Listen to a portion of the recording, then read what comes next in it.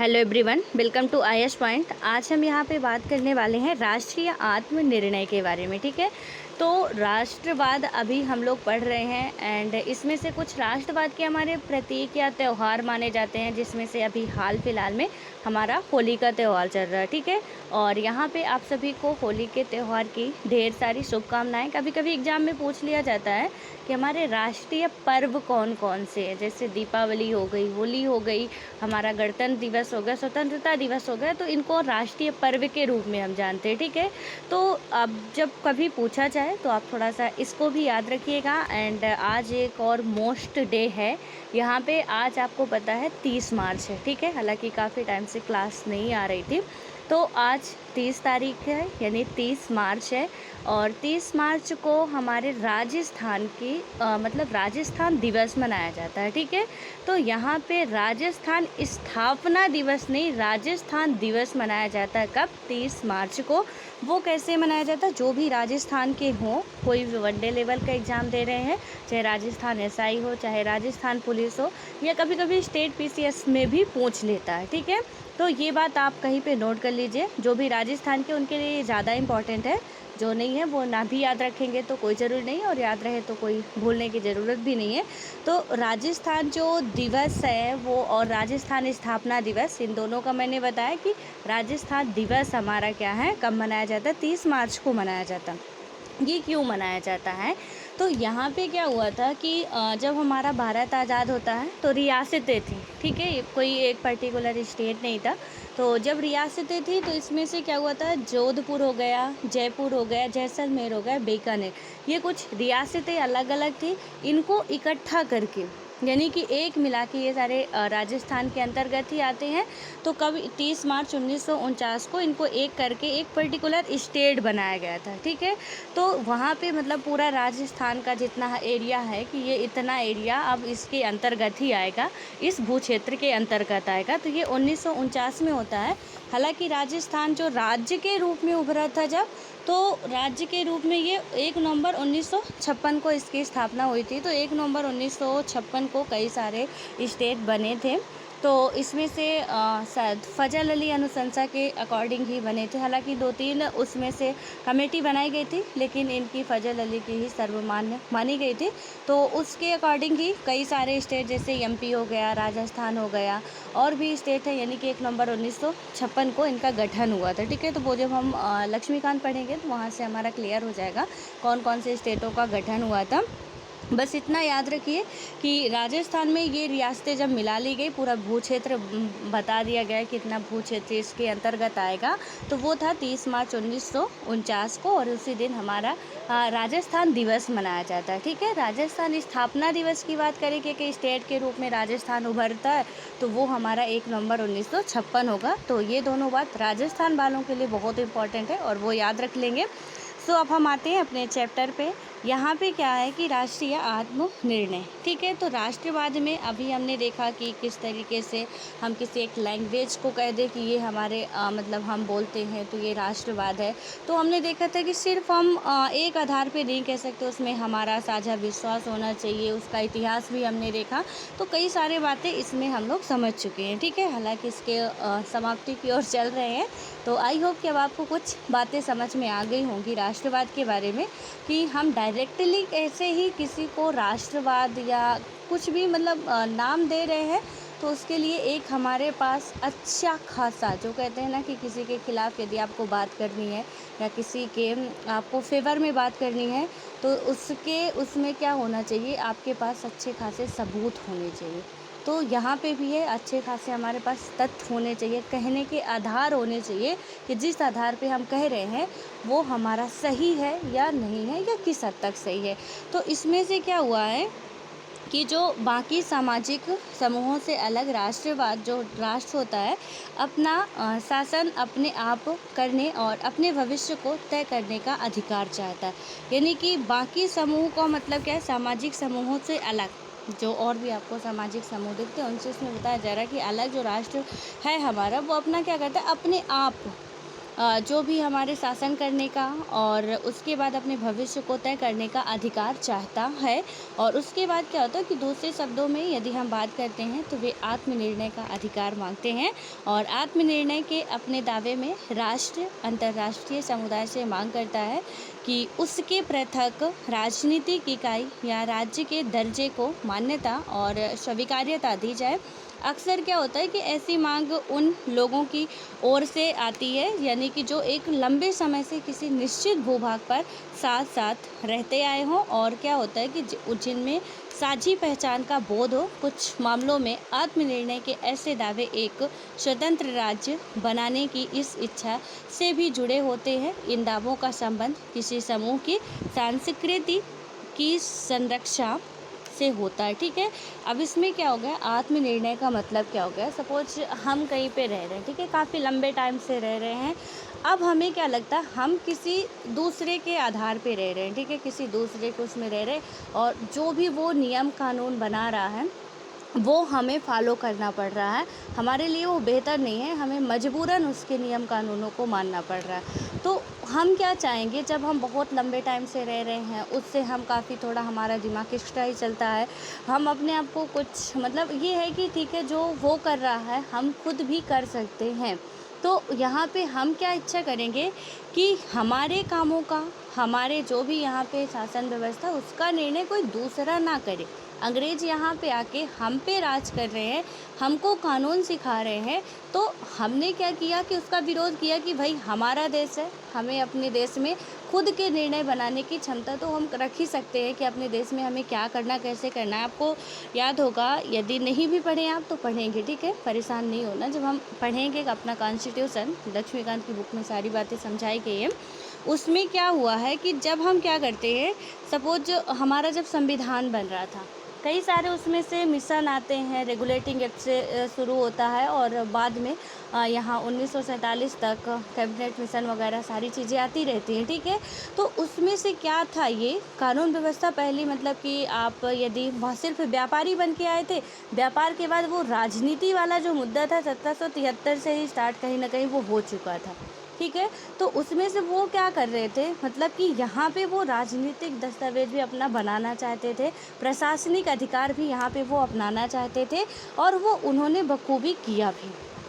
लेकिन जब हमें पहले तो हमें लगा वो क्या लॉलीपॉप देते थे कि हम गोरे लोग हैं, हम लोगों का भला करने के लिए पृथ्वी पे आए। भगवान ने, मतलब वो क्या बताते थे, कोई इतना पढ़ा लिखा तो होता नहीं था, वो क्या बताते थे कि हम गोरे लोग हैं, हम यहाँ पे सब लोगों का भला करने के लिए हमें भगवान ने भेजा, हम भगवान के अवतार हैं, यहाँ पे आप सबकी भलाई के लिए आए हैं।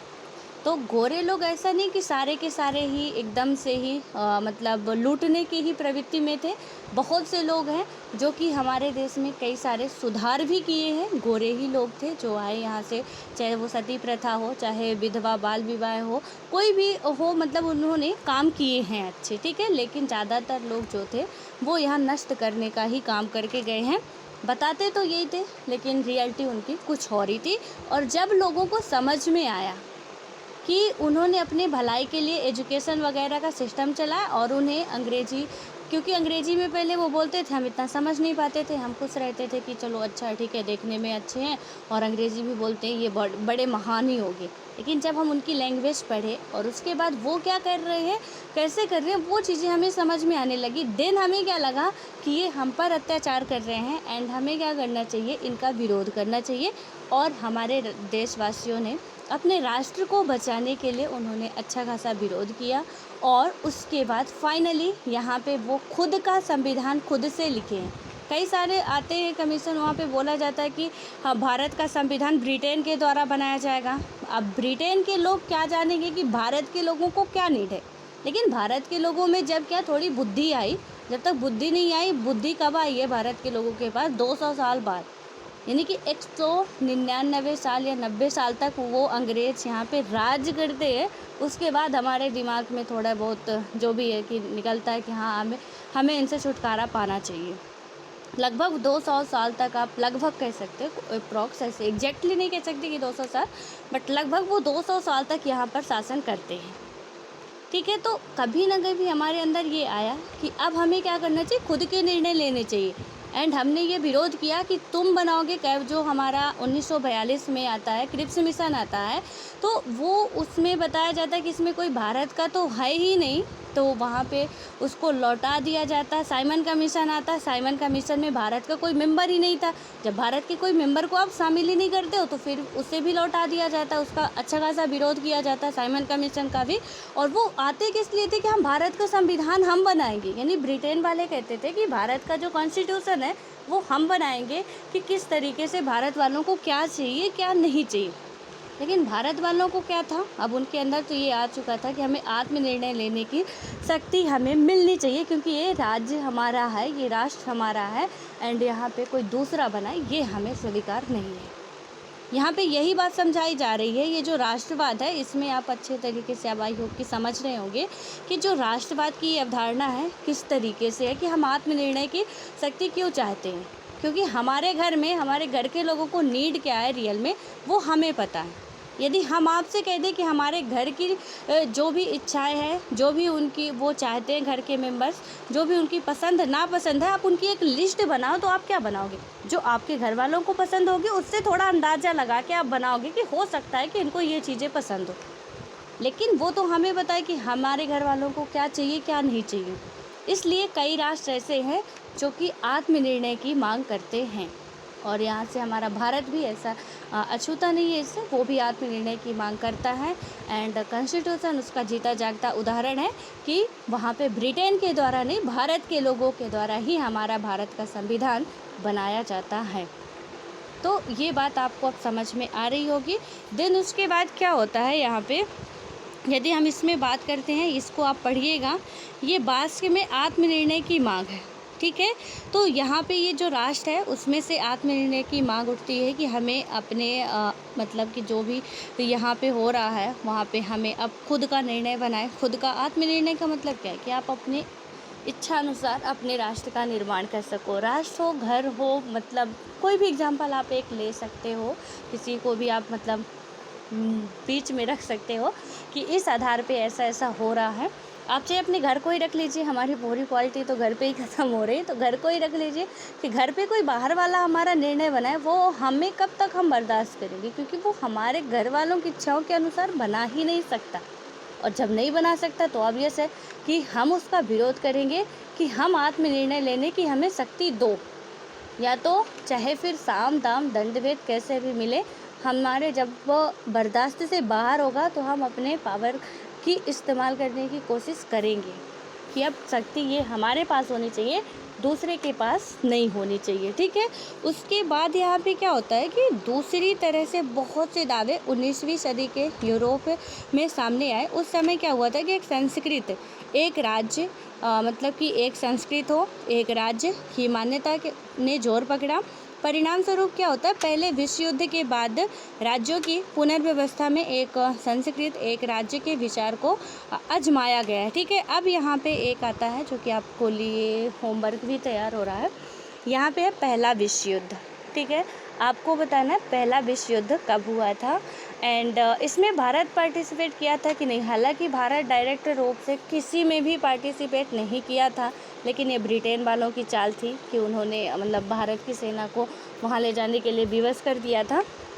तो आपको पहले आज के आज ही पहले विश्व युद्ध के बारे में पूरी कहानी पढ़नी है। आपको चाहे 2 घंटे लगे 3 घंटे लगे या आप आधे घंटे में ही ख़त्म कर लेना, तो मैं तो नहीं मानूंगी कि आधे घंटे में आप पढ़ लिए तो पूरा पढ़ लिए होंगे। अच्छा खासा उसमें कंटेंट है। कोई भी बुक उठाएं कि आप चाहे स्पेक्ट्रम उठाएं या हिस्ट्री की आप कोई भी बुक उठा लीजिए, ठीक है। तो वहाँ से आपको मिलेगा, आप पहले विश्व युद्ध के बारे में या गूगल से ही कहीं से भी आपको पढ़ना है पूरी उसकी डिटेल पहले विश्व युद्ध की, ठीक है। कैसे स्टार्ट होता है, क्या कहानी है, कहानी के फॉर्मेट में आप पढ़िएगा। ये जितने भी हमारे चाहे वो पुनर्जागरण हो, चाहे फ्रांस की क्रांति हो, चाहे पहला विश्व युद्ध हो, चाहे दूसरा विश्व युद्ध हो, सबकी एक कहानी है, ठीक है। उस कहानी के हिसाब से आप पढ़ेंगे बहुत अच्छी तरीके से आप उसे याद रख पाएंगे। एंड ये पढ़ना क्यों इम्पॉर्टेंट है, एक तो ये आपके सिलेबस में है, ये पहला विश्व युद्ध भी आपको पढ़ना है, द्वितीय विश्व युद्ध भी आपको पढ़ना है, ये फ्रांस की क्रांति भी पढ़ना है। वर्ल्ड हिस्ट्री में आपको यही सारी चीज़ें पढ़नी है, ठीक है। तो ये कवर होगा। दूसरी बात क्या होती है कि दूसरे जो हम हिस्ट्री का ही क्वेश्चन लिख रहे हैं या किसी और का भी लिख रहे हैं क्वेश्चन, तो पॉलिटी का ही लिख रहे हैं, तो हम बात कर सकते हैं कि हमारे संविधान का उदय कैसे हुआ या आत्मनिर्णय की मांग कैसे बढ़ी। तो वहाँ पे हम मेंशन कर सकते हैं कि इसमें क्या हुआ था, वर्ड में क्या चल रहा था, उसको हम लिख के एग्जाम्पल देके, क्योंकि हम ऐसे तो नहीं कर समझा सकते अपने एग्जामिनर को, जो चेकर होगा वहाँ के। हम ये तो नहीं कह सकते कि सपोज जैसे मैं आपको अभी समझाने के लिए घर का एग्जाम्पल दे देती हूँ, तो हम तो ऐसा नहीं लिख सकते कि मतलब हमारे घर में मान लेते हैं कि हमारे घर में ऐसा ऐसा हो रहा, सो वहाँ पे ऐसा ऐसा हम लिख देंगे। तो ऐसा नहीं, कुछ हमें अच्छा खासा लिखना पड़ता है ताकि वो हमारे सिलेबस से रिलेटेड हो। बस मैं समझाने के लिए आपको बताती हूँ, तो वो चीज़ें हम लिख नहीं सकते, ठीक है। इसलिए हम इनका एग्जाम्पल लेते हैं कि कहाँ पे कैसा हो रहा था जर्मनी में, उस टाइम पे क्या हो रहा था तत्कालीन समय में। यदि हम जिस टाइम पे आज़ाद गुलाम थे 19वीं सदी में, उस टाइम पे विश्व की अदर कंट्रियाँ कैसी थी उससे कंपेयर करेंगे, और उस हिसाब से वो बखूबी समझ जाएंगे एग्जामिनर की क्या ये कहना चाह रहे हैं या क्या नहीं कहना चाह रहे हैं। तो आपके लिए बहुत बेनिफिशियल होगा, इसलिए आप सभी लोग इसको ज़रूर कर लीजिएगा, जो प्रथम विश्व युद्ध है। एंड आपको बस इतना बता दें कि ये कब हुआ था एंड कब समाप्त हुआ था, कब प्रारंभ हुआ था, कब समाप्त हुआ था। उसके बाद क्या होता है कि पहले विश्व युद्ध के राज्यों की पुनर्व्यवस्था में क्या हुआ कि एक संस्कृत एक राज्य के विचार को आजमाया गया। उसके बाद हुआ वर्साय की संधि। वर्साय की संधि से क्या होता, बहुत से छोटे और नव स्वतंत्र राज्यों का गठन हुआ। जब आप पहला विश्व युद्ध पढ़ेंगे, हो सकता है उसमें आपको वर्साय की संधि का जिक्र आए, ठीक है। तो वर्साय की संधि में क्या हुआ था, यहाँ पे क्या हुआ था कि बहुत से जो छोटे और नव स्वतंत्र राज्यों का गठन हुआ था, लेकिन क्या हुआ, उस समय उठाई जा रही आत्मनिर्णय की सभी मांगों को संतुष्ट करना वास्तव में असंभव था। उसके बाद क्या हुआ कि इसके अलावा एक संस्कृत एक राज्य की मांग को संतुष्ट करने से राज्यों की सीमाओं में बदलाव हुए। इससे क्या हुआ कि सीमाओं के एक ओर से दूसरी ओर बहुत बड़ी जनसंख्या का विस्थापन हुआ, और इसके परिणाम स्वरूप लाखों लोग अपने घरों से उजड़ गए और उस जगह से उन्हें बाहर ढकेल दिया गया जहाँ पीढ़ियों से उनका घर था। बहुत सारे लोग सांप्रदायिक हिंसा के भी शिकार बने। तो इसमें क्या बताया जा रहा है कि जब उन्होंने एक संस्कृति की मांग कर दी कि जहाँ पे एक तरीके की संस्कृति होगी वहाँ पे एक राज्य बनेगा, यानी कि एक राज्य में एक तरीके की यहाँ राज्य का मतलब आपका ये स्टेट वाला नहीं जो आप राज्य कहते हो, ठीक है। राज्य का मतलब सरकार होता है, हमारा राष्ट्र होता है। देश की ही बात की जा रही है। मैं कई बार बता चुकी हूँ आपको कि जब भी आप पढ़ेंगे कहीं पे आपको देश नहीं मिलेगा, कहीं पे भी आपको देश नहीं मिलेगा, राज्य ही मिलेगा। तो कंफ्यूज नहीं होना है। तो इसमें क्या बताया गया है कि मतलब कोई कह रहा है कि एक हमारे राज्य में क्या होना चाहिए कि एक ही संस्कृति के लोग होने चाहिए। जैसे हम डिमांड कर दें हम एक ही धर्म के लोग एक राष्ट्र में रहेंगे, जैसे भारत पाकिस्तान का डिवाइडेशन होता। बहुत से ऐसे मुस्लिम लोग थे जिन्हें ज़बरदस्ती मार के भारत से भगाया गया। हालांकि भारत विविधताओं वाला देश है, उस टाइम आक्रोश में कुछ भी कर सकते हैं लोग, और यही हुआ भी। तो ऐसा नहीं कह सकते कि भारत वाले बहुत अच्छे थे पाकिस्तान वाले बहुत गंदे थे, या पाकिस्तान वाले बहुत अच्छे थे भारत वाले बहुत गंदे थे। इंसान दोनों जगह थे, वही इंसान जो आज यहाँ रह रहे थे, बस हमारे घर का बंटवारा हुआ था, बाकी हम एक ही खून थे। तो इसमें से क्या हुआ कि उधर के जो हिंदू थे वहाँ रह रहे थे, जो पंजाब में रह रहे थे, जो लुधियाना में रह रहे थे, ज़बरदस्ती उन्हें मार मार के भगाया जा रहा, उन्हें मार मार के वहाँ से यहाँ के लिए भगाया जा रहा है, जबकि उनका घर वहाँ था, उनकी पैतृक संपत्ति वहाँ पे थी, उनका सब कुछ वहाँ पे था। लेकिन अब आपको पता है कि हम एक झोपड़ी में भी रह रहे हैं, तो वहाँ से लंबे टाइम तक रह जाएं तो जाने का मन नहीं करता।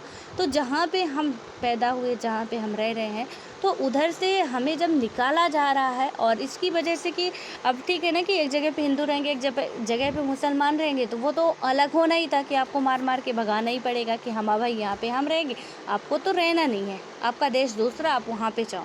यही सेम सिचुएशन यहाँ पे होती। पहले विश्व युद्ध के बाद वर्साय की संधि में ये अपनाया जाता है कि चलो ठीक है, हम एक संस्कृत एक राज्य को देख लेते हैं करके, और वहाँ पे देखा गया तो यहाँ पे इतनी ज़्यादा प्रॉब्लम्स क्रिएट हो गई। आप देख सकते हैं कि मतलब हिंसा के शिकार हुए, लोगों की मौत हुई, लोग इधर से उधर आने जाने में ही तबाह हो गए, पूरा और भी बवाल मच गया था। इसमें कि एक राज्य आप एक राष्ट्र बना लो।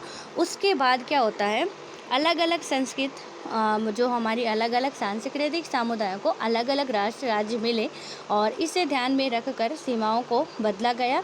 इस कोशिश के कारण क्या होता है, मानव जाति को भारी कीमत चुकानी पड़ी और इस प्रयास के बावजूद यह सुनिश्चित करना संभव नहीं हो सका कि नवगठित राज्यों में केवल एक ही नस्ल के लोग रहें। वास्तव में क्या होता है कि अधिकतर राज्यों की सीमाओं के अंदर एक से अधिक नस्ल और सांस्कृतिक लोग रहते हैं, यानी कि एक देश में बहुत से लोग रहते हैं यार। मतलब ऐसा नहीं है कि हम कह दें कि, और सबको अपना अपना प्रिय होता है, चाहे वो अपना धर्म हो, चाहे अपना कल्चर हो, चाहे अपने लोग हों, वो सबको प्रिय होते, चाहे वो हम हो फिर चाहे आप हो, ठीक है। तो अब हम यदि इस तरीके से बांटते हैं तो पता नहीं कितने टुकड़े हो जाएंगे। आप भारत का एग्जाम्पल लीजिए कि अभी तो सिर्फ एक टुकड़ा हुआ था, उसमें से बांग्लादेश का पाकिस्तान से हुआ, उसका भी मतलब पाकिस्तान का भी एक तो भारत से अलग होता है, दूसरा टुकड़ा उसका बांग्लादेश बन जाता है। यदि ऐसी सिचुएशन रही तो भारत में ही हमारे, यदि हम अपने ही देश का एग्जांपल लें कि कई सारे धर्म के लोग रहते हैं, कई सारी जाति धर्म को मानने वाले लोग रहते हैं, कई अलग अलग कल्चर वाले लोग रहते हैं। और यदि हम इस आधार पे देश का गठन करने लगे, राज्य का गठन करने लगे, तो पता नहीं यहाँ के कितने टुकड़े होंगे, मतलब कितने टुकड़े हो जाएंगे, अंदाज़ा भी नहीं है कि कितने इसके टुकड़े हो सकते हैं। यहाँ पे फिर सिर्फ वही रियासत वाला ही चलेगा, उससे भी घटिया काम चलेगा। कि यहाँ पे आप अंदाज लगा सकते हो कि सिचुएशन कैसी हो सकती है। सोच के भी ये डरावना लगता है यदि कभी ऐसा हो गया जिस आधार पे ये मांग चल रही थी कि एक स्टेट में यहाँ पे बहुत से लोग रह रहे हैं, यानी कि सपोज मान के चलिए, बहुत दूरी मत जाइए, हम यहाँ पे रह रहे हैं, ठीक है। आप एक हिंदू धर्म को, आपके पड़ोस में कोई रह रहा, तो यहाँ पे कोई और रह रहा है, यहाँ पे कोई और है, ठीक है। यहाँ पे अभी हम क्या कर रहे हैं, अभी एक माने जा रहे हैं, कुछ टाइम तक हम एक माने जा रहे हैं। अब कुछ टाइम तक सब में बुद्धि आती है, सब क्या कहते हैं कि हमें अलग अलग चाहिए, हम अपना अपना बनाएंगे। अब यहाँ पे 10 कदम पहले लिखा है हिंदू समुदाय, ठीक है। इसके 10 कदम आगे लिखा है मुस्लिम परिवार, इसके 10 कदम आगे लिखा है इनका जैन परिवार, इसके 10 कदम आगे इनका अपना ये अलग से मोहल्ला होगा, यानी ये अलग मोहल्ला, ये अलग मोहल्ला, ये अलग मोहल्ला, ये अलग। जो एक गांव था पहले एक ही था, एक ही मोहल्ला था, ये एक ही यहाँ पे सब लोग रह रहे थे, इकट्ठा था। लेकिन आज ये क्या हो गया कि हम कह रहे हैं कि ये मोहल्ला अलग है, ये अलग है, ये अलग है, ये अलग, यानी इतने टुकड़े हो गए एक जगह के।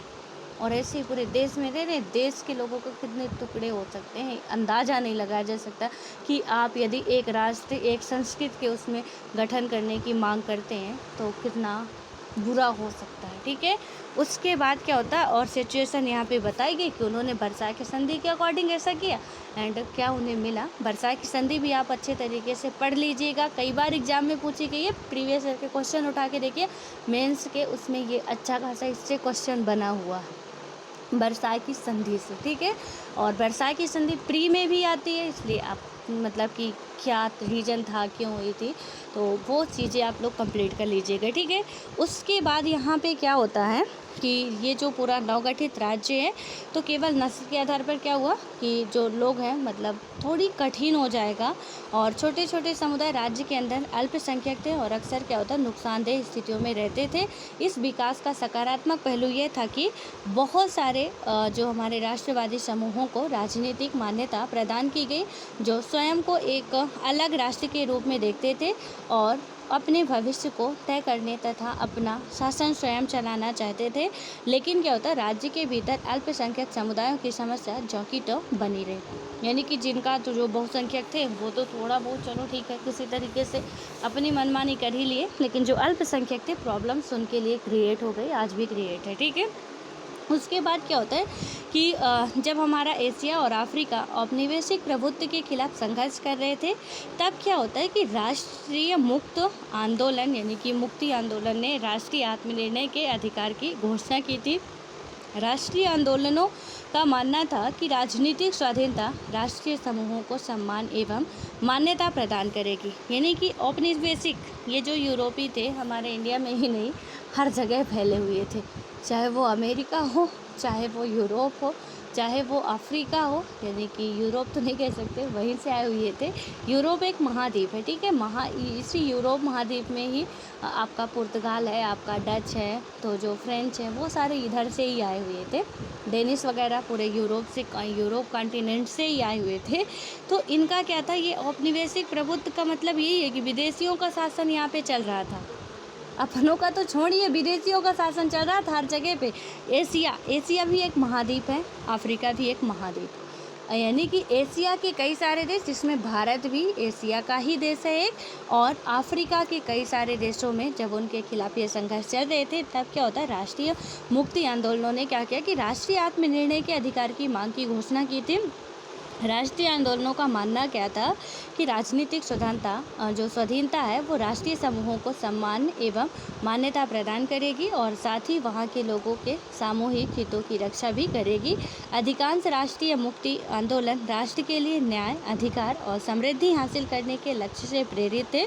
उसके बाद क्या होता है, हालांकि यहाँ भी प्रत्येक सांस्कृतिक समूह, जिनमें से कुछ पृथक राष्ट्र होने का दावा करते थे, के लिए राजनीतिक स्वाधीनता तथा राष्ट्रसत्ता सुनिश्चित करना लगभग असंभव साबित हुआ। उसके बाद क्या होता है कि इस क्षेत्र के अनेक देश आज़ादी के देशांतरण सीमाओं पर युद्ध और हिंसा की चपेट में आते रहे और इस प्रकार हम उन राज्यों को विरोधाभासी स्थिति में पाते हैं, जिन्होंने क्या किया कि संघर्षों की बदौलत स्वाधीनता प्राप्त की। लेकिन क्या होता है कि अब वे अपने भू क्षेत्रों में राष्ट्रीय आत्मनिर्णय के अधिकार की मांग करने वाले अल्पसंख्यक समूहों का विरोध कर रहे हैं। यानी कि पहले तो उन्होंने मांग की, अब उनके यहाँ पे अल्पसंख्यक मांग रहे हैं, तो उनका विरोध ही अच्छा खासा कर रहे हैं। दिन क्या होता है कि वस्तुतः आज दुनिया की सारी राज्य सत्ताएं इस दुविधा में फंसी हैं कि आत्मनिर्णय के आंदोलनों से कैसे निपटा जाए, और इसने क्या किया कि राष्ट्रीय आत्मनिर्णय के अधिकार पर सवाल खड़े कर दिए थे और बहुत से लोग यह महसूस करने लगे कि समाधान नए राज्यों के गठन से नहीं, वरन वर्तमान राज्यों की अधिक लोकतांत्रिक और समतामूलक बनाने में है। यानी कि अंततः क्या होता है कि प्रॉब्लम्स क्रिएट होती हैं, और प्रॉब्लम्स क्रिएट होना ही है। जब हम अपना अपना मानने लगेंगे तो बिल्कुल ज़रूरी है कि प्रॉब्लम्स क्रिएट, क्योंकि यदि एक काम करने के लिए हम में एकता रहती तो कोई स्कीम ला रहे तो बहुत से लोगों को प्रॉफिट कर जाएगी। लेकिन अब हम कह रहे नहीं, हमें अलग चाहिए, हमें अलग चाहिए, हमें अलग चाहिए, तो पैसा का भी खर्च, टाइम का भी खर्च, जो आपका भू क्षेत्र है वो उसका भी फालतू में अपव्यय होगा। यानी कि सब कुछ नष्ट ही होना है, कुछ बनना नहीं है। यदि घर में सभी लोग हैं तो घर का विकास होगा, घर के अलग अलग लोग अलग अलग डायरेक्शन में मुड़ गए तो घर का विकास ही रुक जाएगा, क्योंकि उन्हें हर एक इंसान को फिर नए सिरे से सब कुछ करना पड़ेगा, फिर वही होगा। और यदि हम सब इकट्ठा हैं, वो कहते हैं ना कि घर के यदि भाई भाई में बंटवारा हो गया तो टाइम से पहले ही हो गया तो सारा कुछ ख़राब ही हो जाता है। क्योंकि अब एक को क्या करना है कि सपोज बहुत अच्छी सिचुएशन नहीं है तो वहाँ पे क्या करना है कि अब ये 4 भाई है, चारों भाइयों में से इनका हिस्सा बंटवारा हो गया। अब इनको क्या करना है कि ये अब अपना कर रहे हैं तो फिर वही बिल्कुल जड़ से ये स्टार्ट करेंगे, क्योंकि इनके पास कुछ नहीं, ये भी करेंगे तो बहुत प्रॉब्लम्स हो जाएगी। मतलब बड़े होते होते इनका मतलब बूढ़े हो जाएंगे, तब तक नहीं कुछ कर पाएंगे, ठीक है। लेकिन क्या होता है कि जब ये चारों इकट्ठा हो गए तो एक ही किचन है, एक ही बर्तन है, एक ही सब कुछ है, तो यहाँ पे क्या होगा कि इनके सबके खाने पीने की, रहने की व्यवस्था ठीक है, वो काम आपको नहीं करना। अब जब चारों की कमाई आएगी, चारों की इकट्ठा होगी, तो आप कुछ आगे के लिए डेवलप करोगे। आप यहाँ पे फिर इसमें नहीं लगाओगे कि चलो ठीक है रहने के लिए घर भी हो जाए, किचन का सामान भी आ जाए, या कुछ थोड़ी छोटी छोटी चीज़ों पे फिर नहीं। फिर जब हम 4 इकट्ठे हैं तो फिर बड़े कुछ चीज़ में लगाएंगे, अच्छा खासा हमारा घर बन जाए, ज़मीन खरीद लेते हैं, कहीं पे कुछ अच्छी खासी काम कर लेते हैं, कोई बिज़नेस खोल लेते हैं, तो मिल के करेंगे तो बहुत अच्छा होगा। लेकिन हम अलग अलग करने की कोशिश करें तो शायद हम बहुत लेट हो जाएं। तो इसलिए हर जगह पे हमें अलग रहना सही नहीं होता है। एंड यदि हम हर जगह पे अलग होते तो राष्ट्र की हम बात ही आज नहीं कर रहे होते, ठीक है। उसके बाद क्या होता है कि समाधान यह है, यानी कि इसका ओवरऑल यदि कंक्लूजन की बात करें तो इसमें बताया जा रहा है कि सुनिश्चित समाधान एक सुनिश्चित करने में है कि अलग अलग सांस्कृतिक और नस्लीय पहचानों के लोग देश के समान नागरिक और साथियों की तरह सह अस्तित्व पूर्वक रह सके। यह न केवल आत्मनिर्णय के नए दावों के उभार से पैदा होने वाली समस्याओं के समाधान के लिए वरन मजबूत और एकताबद्ध राज्य बनाने के लिए जरूरी होगा, जो राष्ट्र राज्य अपने शासन में अल्पसंख्यक समूहों के अधिकारों और सांस्कृतिक पहचान की कद्र नहीं करता, उसके लिए अपने सदस्यों की निष्ठा प्राप्त करना मुश्किल होता है। यानी कि अब इसका आपको समाधान भी पता चल गया कि क्या हो सकता है कि हम आत्म निर्णय की बात कर रहे हैं, सब कुछ कर रहे हैं, बट आप जो भी हो सब कुछ है, ठीक है, अच्छे से मतलब हमें मिलजुल कर रहना होगा, तभी हम यहाँ पे एक राज्य और जो हम बात करते हैं कि एक संस्कृत, तो इससे कुछ नहीं हम कर पाएंगे। यदि सब मिल गए तो कुछ भी कर सकते हैं, और यदि एक रहे तो कुछ भी नहीं कर पाएंगे, ठीक है। हमारी एक उंगली को कोई भी तोड़ मरोड़ सकता है, लेकिन पांचों उंगलियां मिलकर मुट्ठी बना दी तो किसी की औकात नहीं है कि वो तोड़ ले, फिर एक पंच का ही काम होता है फिर, ठीक है। तो इसी तरीके से है कि यदि हम सब मिल के रहते हैं तो ये सारी बातें सच होती हैं, और यदि अलग रहता है और अलग रह के ही बात करते हैं तो कहीं ना कहीं प्रॉब्लम्स बहुत बड़ी क्रिएट होती है। उसके बाद आता है राष्ट्रवाद और बहुलवाद। थोड़ा इसको भी समझ लेते हैं क्या है। ये क्या था कि एक संस्कृत एक राज्य के विचार को त्यागते ही यह जरूरी हो जाता है कि ऐसे तरीकों के बारे में सोचा जाए जिसमें विभिन्न संस्कृतियां और समुदाय एक ही देश में फल फूल सके। इस लक्ष्य को पाने के लिए ही अनेक लोकतांत्रिक देशों ने सांस्कृतिक रूप से अल्पसंख्यक समुदायों की पहचान को स्वीकार करने और सुरक्षित करने के उपायों को शुरू किया। भारतीय संविधान में क्या होता है, धार्मिक, भाषाई और सांस्कृतिक अल्पसंख्यकों की संरक्षा के लिए विस्तृत प्रावधान किए गए हैं। यानी कि जब हमने एक संस्कृत एक राज्य की जब हम बना के देख चुके तो हमें उसका प्रॉफिट लॉस पता चल चुका कि इससे तो कुछ होने वाला नहीं है, ठीक है। तो यहाँ पे नुकसान ही नुकसान दिख रहा था, फ़ायदा कुछ भी नहीं दिख रहा था। तो ये अवधारणा चेंज करनी ही थी, और जब चेंज होती है तो उसके बाद यदि एक चेंज हुई तो दूसरी प्रॉब्लम तो ऑटोमेटिक क्रिएट हो ही जाती है, ठीक है। तो जब ये ख़त्म होता है तो फिर ज़रूरी ये होता है कि अब आगे क्या करना है। यदि हम इसे नष्ट कर रहे हैं तो अब आगे हम क्या कर सकते हैं। एंड इसी के चलते क्या हुआ कि अब ठीक है, यदि हम राष्ट्र का निर्माण करना ही चाहते हैं तो जितने भी संस्कृत के लोग हैं, जो भी अपनी अपनी उनकी सभ्यताएं हैं, जो भी उनकी लैंग्वेज है, जिस आधार पे वो रह रहे हैं उसी पे हमें एक्सेप्ट कर लेना चाहिए। एंड देश में रहने के लिए उन्हें भी अनुमति देनी चाहिए। और यहाँ पे कोई भी आधार हो, चाहे वो धार्मिक हो, चाहे भाषा आधार हो, चाहे सांस्कृतिक हो, जो भी जितने भी अल्पसंख्यक समुदाय के लोग हैं उन सब के लिए अपने देश में और अदर कंट्रियों में, सब कंट्रियों में नहीं बट कुछ कंट्रियाँ ऐसे हैं जहाँ पे उनके लिए बेहतर प्रावधान किए गए हैं। संविधान में विधिवत लिखा गया है कि ऐसे ऐसे, और अपने देश के संविधान में आपको पता ही है कि अल्पसंख्यकों के बारे में जो भी है बहुत अच्छे अच्छे, या कि जो भी हाशिए पे लोग हैं उन सब के लिए बात की गई है, ठीक है। उसके बाद क्या होता है कि विभिन्न देशों में समूहों को जो अधिकार प्रदान किए गए हैं उनमें से शामिल है अल्पसंख्यक समूहों एवं उनके सदस्यों की भाषा, संस्कृति एवं धर्म के लिए संवैधानिक संरक्षा के अधिकार। कुछ मामलों में क्या होता है, इन समूहों को विधायी संस्थाओं और अन्य राज्यकीय संस्थाओं में प्रतिनिधित्व का अधिकार भी होता है, और इन अधिकारों को इस आधार पर न्यायोचित ठहराया जा सकता है कि ये अधिकार इन समूहों के सदस्यों के लिए कानून द्वारा समान व्यवहार एवं सुरक्षा के साथ ही समूह की सांस्कृतिक पहचान के लिए भी क्या करते हैं, ये सुरक्षा का प्रावधान करते हैं, ठीक है। तो हमारे कॉन्स्टिट्यूशन में हमारा जो फंडामेंटल राइट है उसमें से अल्पसंख्यकों के लिए बखूबी बात की गई है। चाहे उनकी शिक्षा के लिए हो, चाहे उनके स्वास्थ्य के लिए हो, चाहे उनके रहने के लिए हो, हर एक जगह पे उन्हें समानता की बात की गई है, ठीक है। आपको बहुत अच्छे तरीके से ये बातें पता, मैं कई बार बता भी चुकी हूँ। देन उसके बाद क्या होता है कि इसके अलावा इन समूहों को राष्ट्रीय समुदाय के एक अंग के तौर पर भी मान्यता देनी होती है, और इसका मतलब यह है कि राष्ट्रीय पहचान को समावेशी रीति से परिभाषित करना होगा, जो राष्ट्र राज्य के तमाम सदस्यों की महत्ता और अद्वितीय योगदान को मान्यता दे सके, और उन्हें राष्ट्रीय पहचान देनी होगी ताकि वो कहीं भी क्या कर सके, मतलब गर्व से बात कर सके कि हम यहाँ के हैं, कोई हमारे पास एक पहचान है, आइडेंटिटी है हमारे पास, समय से ही नहीं है, चाहे वो फिर अल्पसंख्यक हो चाहे वो बहुसंख्यक हो। देन उसके बाद क्या होता है, हालांकि ये उम्मीद की जाती है कि समूहों को मान्यता और संरक्षा प्रदान करने से उनकी आकांक्षाएं संतुष्ट होंगी, फिर भी हो सकता है कि कुछ समूह पृथक राज्य की मांग पर अडिग रहें। यानी कि आप इतना कर रहे हो, तो ये मान्यता होती है कि कुछ उसमें से होंगे, बट एक्सेप्शंस हर जगह पे होते हैं, अपवाद हर जगह पे होते हैं। तो हो सकता है कि कुछ लोगों की जो मांग है कि हमें अलग राष्ट्र ही चाहिए, तो फिर वो अलग बात है कि अडिग रहते हैं। यह राज विरोध यानी कि यह विरोधाभासी भी प्रतीत हो सकता है कि जहाँ दुनिया के भूमंडलीकरण का दौर जारी है, वहीं राष्ट्रीय आकांक्षाएं अभी भी बहुत सारे समूह और समुदायों को उद्वेलित करती हैं, मतलब कर रही हैं। और ऐसी मांगों से लोकतांत्रिक ढंग से निपटने के लिए यह जरूरी है कि संबंधित देश अत्यंत उदारता एवं दक्षता का परिचय दे। यानी कि जहाँ भी ऐसी मांग हो रही है, तो सीधा सा मतलब है कि देश की जनता को आप खुश नहीं कर पा रहे हो, और खुश नहीं कर पा रहे हो उसके लिए आपको कदम उठाने चाहिए कि बीच का मिडिल पाथ अपनाना चाहिए। वो श्रीलंका वाला नहीं, हमने बेल्जियम और श्रीलंका की एक बार कहानी पढ़ी थी, उसमें देखा था दोनों पे लैंग्वेज का इशू था, लेकिन श्रीलंका वाले ने कह दिया कि नहीं, हमें तमिल नहीं मानना, और तमिल नहीं मानना तो यहाँ पे गृह युद्ध ही छिड़ गया।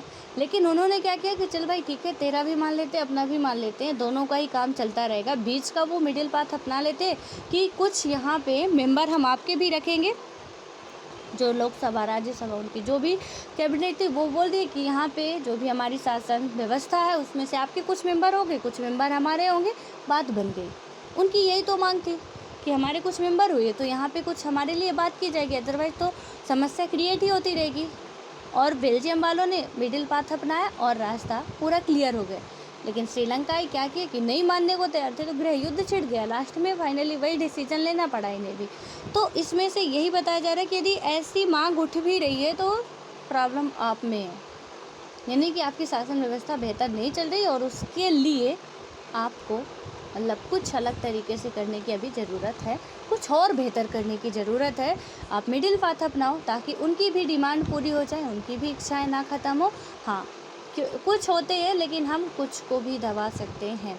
दबाने का मतलब ऐसा नहीं कि ज़बरदस्ती दबा दें, दबाने का मतलब है कि हम उनकी इच्छाओं को पूरा करें। चलो ठीक है, सारी इच्छाएं नहीं पूरी कर सकते हैं, लेकिन कुछ तो उनकी कर सकते हैं ना। वही मिडिल पाथ होता है कि ना तो हमारा ना आपका, मतलब बस बीच का रहे कि ठीक है, आप भी खुश रहो, हम भी खुश रहे जितने में है, क्योंकि हमने भी कंप्रोमाइज़ किया, आपने भी किया, और आप तो हमारे ही घर के सदस्य हो, तो फिर तो दोनों को ही चलाएंगे तभी बात बनेगी। अदरवाइज़ वही भारत पाकिस्तान फिर जब अड़ेगी रह गए तो क्या करेंगे कि आप नहीं लेना चाहे तो फिर भी हमें देना पड़ेगा कि चल भाई ले जा आप रोज़ रोज़ की ये घर में कलह से तो अच्छा है कि आप अलग रहो, हम अलग रहें। लेकिन पहले हमें कोशिश यही करनी चाहिए कि हम मिडिल पाथ अपनाएं कि आपका भी हो जाए, हमारा भी हो जाए, लोगों को संतुष्ट करने की हम कोशिश करें। हालांकि सबको नहीं कर सकते हैं, लेकिन कोशिश ज़रूर कर सकते हैं, ठीक है। उसके बाद क्या होता है कि कुल मिलाकर राष्ट्रीय आत्मनिर्णय के अधिकार को आमतौर पर क्या होता है कि इस रूप में समझा जाता था कि इसमें राष्ट्रीयताओं के लिए स्वतंत्र राज्य का अधिकार भी सम्मिलित है। लेकिन क्या होता है, यह नामुमकिन है कि प्रत्येक राष्ट्र समूह को स्वतंत्र राज्य प्रदान किया जाए। साथ ही क्या होता है कि यह संभवतः अवांछनीय ही भी होगा। यह ऐसे राज्यों के गठन की ओर ले जा सकता है जो आर्थिक और राजनीतिक क्षमता की दृष्टि से बेहद छोटे, और इससे अल्पसंख्यक समूहों की समस्याएं बन भी सकती हैं, ठीक है, समस्याएं और बढ़ें। और इस अधिकार की अब यह पुनर्व्यवस्था की जाती है, किसका मतलब यह है कि राज्य के भीतर किसी राष्ट्रीयता के लिए कुछ लोकतांत्रिक अधिकारों की स्वीकृति, ठीक है। तो इसमें इसके अंतर्गत क्या बात की गई है, और यहाँ पे बताया गया कि हम ऐसी दुनिया में रह रहे हैं जहाँ पे क्या होता है कि जो समूहों की पहचान को मान्यता देने के महत्व के प्रति काफ़ी सचेत हैं। आज हम ऐसे बहुत से संघर्षों के साक्षी हैं जो समूह की पहचान की मान्यता देने, मतलब मान्यता के लिए चल रहे थे, तथा क्या होता है कि राष्ट्रवाद की भाषा का इस्तेमाल कर रहे हैं। और इस बात की ज़रूरत है कि हम राष्ट्रीय पहचान के उनके दावों की सत्यता को स्वीकार करें, लेकिन इसका यह मतलब नहीं है कि हम राष्ट्रवाद के असहिष्णु और एक जातीय स्वरूपों को, मतलब स्वरूपों के साथ कोई सहानुभूति बरते। यानी कि यहाँ पे ठीक है, हम कुछ भी करें, लेकिन ऐसा नहीं कि सिर्फ एक ही भाषा, एक ही राष्ट्र, ऐसी कुछ इस आधार पे बातें कर रहे हैं, तो वो बिल्कुल भी तथ्यात्मक नहीं है, बिल्कुल भी सही नहीं है। आप बस एक ही रास्ता है हमारे पास, जो उसका ओवरऑल कंक्लूजन निकलता है कि यदि एक सच्चे राष्ट्रवाद की स्थापना करनी है तो मिडिल पाथ आप अपनाओ, बहुत अच्छे तरीके से सब कुछ चलेगा। थोड़ी मांगे आपकी, थोड़ी मांगे हमारी, थोड़ी मांगे दूसरे लोगों की, थोड़ी सी मांगे उनकी, सबकी मांगे थोड़ा थोड़ा पूरा करेंगे हम, तो हमें ये लगेगा ना संतोष रहता आपस में कि चलो ठीक है यार, हम कंप्रोमाइज़ कर रहे हैं तो सामने वाला भी कर रहा। अदरवाइज़ हम क्या करेंगे कि एक को हम बहुत कुछ दे रहे हैं, एक को कुछ भी नहीं दे रहे हैं, तो ऑब्वियस है कि उसके अंदर तो इच्छाएँ प्रकट ही होंगी कि हम भी इंसान हैं, हम भी इस देश में रह रहे हैं, हमें भी ये सारे अधिकार हैं एंड हमें वो मिलने चाहिए, इसके हम हकदार भी हैं। तो ऐसा नहीं करना है। और राष्ट्रवाद, अब आपको समझ में आ गया होगा कि रियल में राष्ट्रवाद आपका है क्या।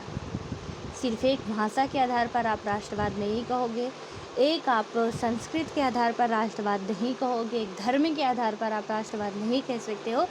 जब ये सारी चीज़ें मिलती हैं तब हमारे एक राष्ट्र का निर्माण होता है। जितनी मैंने अभी की बातें, वो जब सब मिलेगा तब राष्ट्र का निर्माण होगा। ऐसे ही राष्ट्र का निर्माण एक के आधार पर नहीं हो सकता है। ठीक है, तो ये बात आपको समझ में आई होप कि आ चुकी होगी। जो भी डाउट्स हो इससे रिलेटेड आप बिल्कुल पूछ सकते हैं। अभी संशोधन जो हमारे कुछ अभी हैं तो उनको आज हम देखेंगे, एक दो संशोधन कर ही लेते हैं 10 मिनट में। इसमें हम लोग क्या किए थे कि आप जहाँ भी लिख रहे हैं अपनी नोट्स निकाल लीजिए। हम 15वें संशोधन तक बात कर चुके थे सर। तो 15वें संशोधन में क्या था, भारतीय न्यायिक प्राधिकरण के बारे में था। और उस टाइम पे हमने ये भी देखा था कि अब हमारे प्रेसिडेंट जो हैं वो चेंज हो चुके थे। डॉक्टर राधाकृष्णन सर्वपल्ली जी जो हैं वो यहाँ के प्रेसिडेंट हो चुके थे देश के। 1963 में ये हुआ था।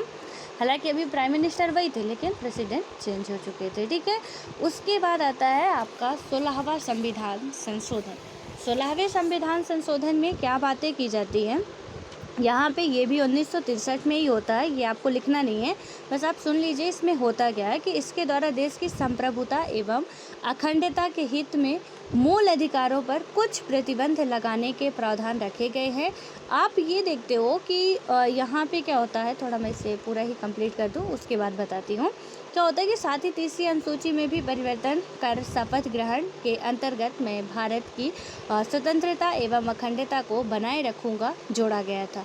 यानी कि इसमें क्या हुआ था कि यहाँ पे जब जो हमारे कभी भी राष्ट्र में ऐसा लग रहा है कि हमें आपातकाल लाने की मतलब इसमें स्थिति में है कि यहाँ पे देश में आपातकाल लाना ही पड़ेगा या कुछ गंभीर प्रॉब्लम्स होने वाली हैं, तो देश की संप्रभुता और अखंडता को बनाए रखने के लिए यदि कुछ मूल अधिकारों का हमें प्रतिबंधित करना पड़ रहा है तो वो हम करेंगे। ठीक है, अभी हम यहाँ पे देखेंगे कि कौन कौन से जो अधिकार होते हैं उन्हें पर हम प्रतिबंध लगाते हैं। तो इसमें से सिर्फ आप यदि बात करोगे तो वहाँ पे जो हमारा आर्टिकल 21 है और 19 है। ठीक है, यदि मैं गलत नहीं हूँ तो यही है, आप चेक कर लीजिएगा एक बार। जब भी मैं बोला करूँ कोई डाटा तो प्लीज़ आप लोग एक बार ज़रूर चेक किया करिए। ठीक है, हो सकता है कि कभी मेरे से गलती से निकल जाए तो मेरा भी वो सुधार हो जाएगा, और गलत हो तो आप बता दिया करिए ताकि वो मेरा भी सुधार हो जाए वो गलती, और आपका भी वो गलती सुधार जाए। ठीक है, तो इसमें से 19 और 21 ही था शायद, आप देख लीजिएगा कि आपातकाल की स्थिति में उस पर प्रतिबंध नहीं लगता, बाकी सब में लगता है। तो उसमें से क्या हुआ कि यानी इनमें क्या किया जाएगा, और 19 जो मैं आर्टिकल बता रही हूँ उसमें से अभी कुछ और भी बातें हैं जो अभी देखेंगे। तो यहाँ पे क्या हो, बस इतना जानिए कि जो हमारा 16वां संविधान संशोधन 1963 था कि जब भी हमें अखंडता या संप्रभुता को लेके ऐसा लगेगा कि कुछ हानि होने वाली है तो लोगों के मूल अधिकारों में हम कटौती कर सकते हैं, प्रतिबंधित उन्हें कर सकते हैं। ठीक है, तो कभी कभी पूछा जाता है किस अधिकार को आप नहीं बंद कर सकते हो, तो वो फिर भी आप प्रतिबंध नहीं लगा सकते हो। और इसी में बात की गई थी 16वें संविधान संशोधन में ही कि जो तीसरी अनुसूची में जो परिवर्तन कर शपथ ग्रहण के अंतर्गत, यानी कि जब शपथ ग्रहण कराई जाती है तीसरी अनुसूची में शपथ ग्रहण की बात की जाती है कि जितने भी संवैधानिक पद हैं वो शपथ ग्रहण करेंगे। संवैधानिक पद इन द सेंस कि जो हमारे राष्ट्रपति हो गए, जो प्राइम मिनिस्टर हो गए, जो सीएम हो गए, जो यहाँ के प्रेसिडेंट हो गए, जो उपराष्ट्रपति हो गए, इन सब का संवैधानिक पद है। आपको पता होगा कि संविधान में वर्णन है इनका। ठीक है, जिनका भी संविधान में एक पर्टिकुलर आर्टिकल दिए गए हैं वो संवैधानिक पद होते हैं। तो जब ये संवैधानिक पद हैं तो इन्हें क्या किया जाता है, शपथ दिलाया जाता है। तो 16वें संविधान संशोधन 1963 में ही ये जोड़ा गया था कि इनकी शपथ में कि मैं क्या करूँगा कि भारत की स्वतंत्रता एवं अखंडता को बनाए रखूँगा या जोड़ा गया। ठीक है, यानी कि इसमें क्या हुआ कि उन्होंने शपथ में कि हम जो भी उनकी शपथ होती है कि हम ये करेंगे, सब कुछ करेंगे, उनमें से एक ये भी था कि जो वो शपथ लेंगे, जो भी संवैधानिक पद के मेंबर होंगे, कि मैं भारत की स्वतंत्रता एवं अखंडता को बनाए रखूँगा। ये 16वें संविधान संशोधन में जोड़ा गया था। ठीक है, 16वें संविधान संशोधन में क्या क्या हुआ कि आप यदि देश की सुरक्षा के लिए, अखंडता के बनाए रखने के लिए कुछ खतरा आपको लग रहा है कि यहाँ पे कुछ हो सकता है, तो आप अधिकारों को बंद कर सकते हो, बट सारे अधिकारों पे प्रतिबंधित लगा दो, उसके लिए भी आपको इतनी छूट नहीं है। आपका मतलब क्या है, मैं आपको मतलब क्या कह रही हूँ, सरकार। ठीक है, आप ऐसा मत समझिएगा कि आपके पास इतनी पावर है। सरकार में जो भी पद पे बैठे हुए हैं उनके पास ये पावर है, हमारी सरकार के पास, फिर वो सरकार किसी की भी हो सकती है, डजेंट मैटर कि कौन होगा। देन आता है आपका 17वां संविधान संशोधन। 17वें संविधान संशोधन 1964 में होता है। ठीक है, इसमें क्या बात की जाती है, जवाहरलाल नेहरू, अभी यहाँ पे जेएल नेहरू ही चल रहे हैं, डॉक्टर राधाकृष्णन सर्वपल्ली जी का ही कार्यकाल है, और जो हमारी 9वीं अनुसूची थी उसका दायरा बढ़ा दिया गया था। ठीक है, 9वीं अनुसूची आपको याद आ रहा होगा किसके बारे में हम लोग काफ़ी बातें कर चुके हैं कि पहले 8 ही अनुसूचियाँ थी। पहले संविधान संशोधन में 9वीं अनुसूची जोड़ी गई थी और बात की गई थी कि 9वीं अनुसूची में जो भी नियम कानून रखे जाएंगे, जो भी विषय रखे जाएंगे, उनको लेके आप न्यायालय में चुनौती नहीं दे सकते हो। आपको यदि याद आ रहा हो तो बिल्कुल ये ही बातें हमने लिखी थी, और आप अभी अपना पेज पलटाइए और देखिए वहाँ पे कि यही बातें थी क्या नहीं थी, कि जो भी उसमें रख दिया गया सब्जेक्ट, उससे फिर आप न्यायालय में जाके चुनौती नहीं दे सकते हो। और ये पहले संविधान संशोधन के अंतर्गत ही जोड़ी गई थी 9वीं अनुसूची हमारी। ठीक है, तो इसको आपको लिखना है, जो 17वां संविधान संशोधन 1964 है। इसमें क्या हुआ था कि संपत्ति के अधिकारों में और भी संशोधन करते हुए अन्य भूमि सुधार प्रावधानों की 9वीं अनुसूची में रखा गया, जिनकी वैधता की जो परीक्षा सर्वोच्च न्यायालय द्वारा नहीं दी जा सकती। तो बस आपको इतना लिख लेना कि 9वीं अनुसूची का दायरा कुछ और बढ़ा दिया गया, और सीधे सीधे एक तथ्य याद रखिए कि 9वीं अनुसूची में कुछ भी रखा जाए, उसे आप न्यायालय लेके नहीं जा सकते, सुप्रीम कोर्ट में चुनौती नहीं दे सकते हो, क्योंकि सुप्रीम कोर्ट ही हमारा क्या है, मौलिक अधिकारों का संरक्षक है, और वहाँ पे हम मौलिक अधिकार के आधार पर इसे अब नहीं ले जा सकते, क्योंकि संपत्ति का अधिकार मौलिक अधिकार अब रह ही नहीं गया। ठीक है, अब आता है 18वां संविधान संशोधन। 18वां संविधान संशोधन 1966 में होता है, और इसे भी आपको लिखना है।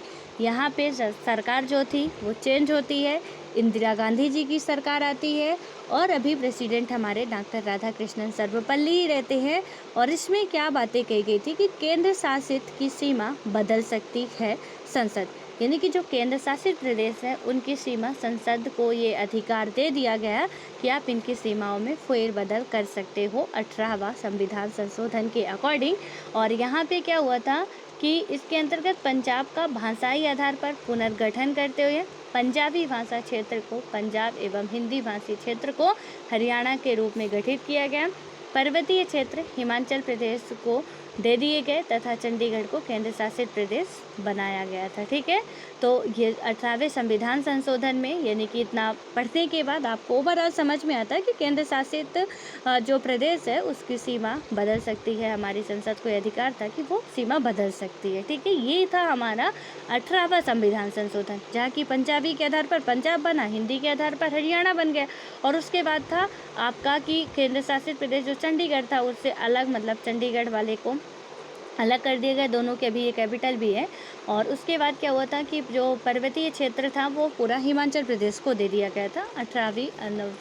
जो 18वां संविधान संशोधन 1966 था, इसके लिए ये किया गया था कि संसद, क्योंकि आपको पता है कि सेंट्रल गवर्नमेंट का पूरा पावर केंद्र शासित प्रदेशों में होता है, और स्टेट और मतलब राज्य और केंद्र शासित प्रदेश में अंतर पढ़िएगा आप, तो आपको समझ में आएगा कि दोनों में अंतर क्या।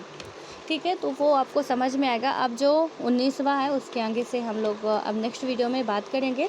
सो आप लोग जितना भी लिख चुके हैं ना उसे रिवाइज करते रहिए, ज़्यादा पढ़ने की कोशिश मत कीजिए, बस रिवाइज करिए बार बार जितना पढ़ चुके हैं, और जब वो बनने लगे तो आगे पढ़िए और आगे बढ़िए, वही आपके लिए बेनिफिशियल होगा। मिलते हैं अब नेक्स्ट वीडियो में।